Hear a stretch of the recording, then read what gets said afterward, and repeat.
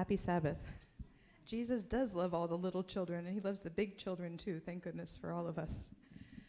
So I wanted to talk to you about a good king, and his name was Hezekiah.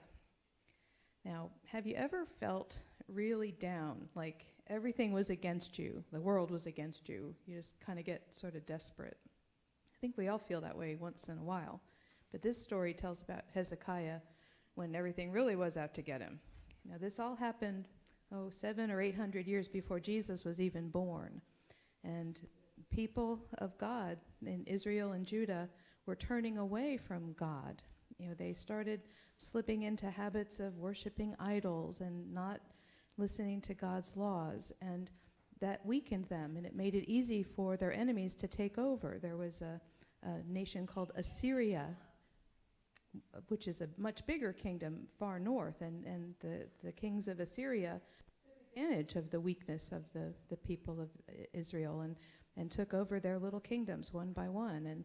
And one king in particular was named Sennacherib, and he was really quite aggressive, and he just plundered and killed people and stole all their land and stole all their stuff. And it didn't take long till there were only 2 kingdoms left in Judah, and one of those was the one that Hezekiah was made king of. And he was king in Jerusalem. He tried to straighten things out. He restored the temple. He restored the practices of worshiping God, and everything was going a little bit better until Sennacherib came knocking at the door. And of course, everybody was terrified. He had a massive army and was a very powerful king. So Hezekiah spoke to King Sennacherib and said, "I will give you whatever you want, the gold, silver, if you'll leave my kingdom alone."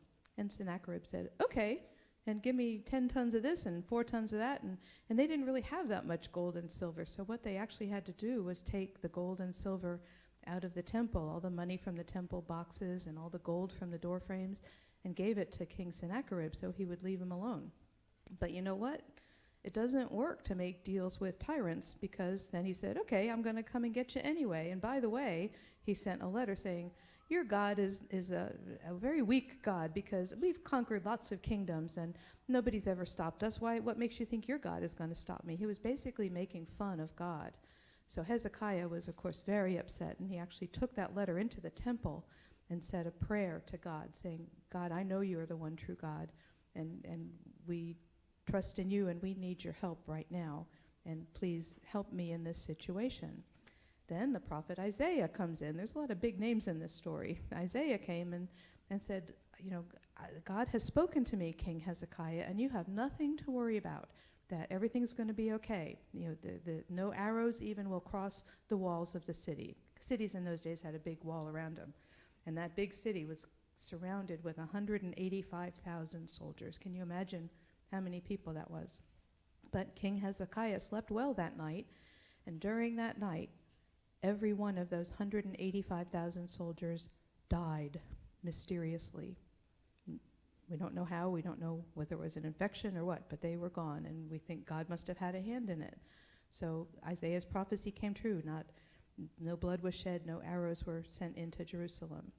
So that prayer is a very powerful thing, and when you feel like the world is against you and the soldiers are at your gates, it's always very reasonable to take it to God in prayer.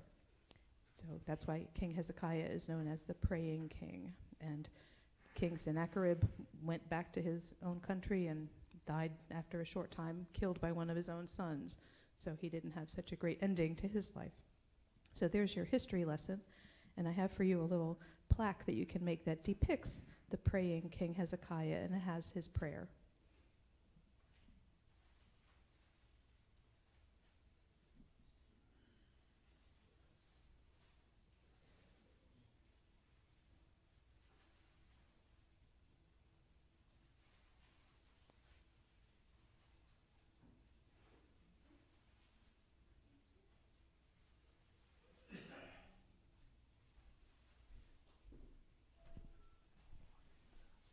If you all want to grab a basket and pass around real quick, that raises funds for the Pathfinders.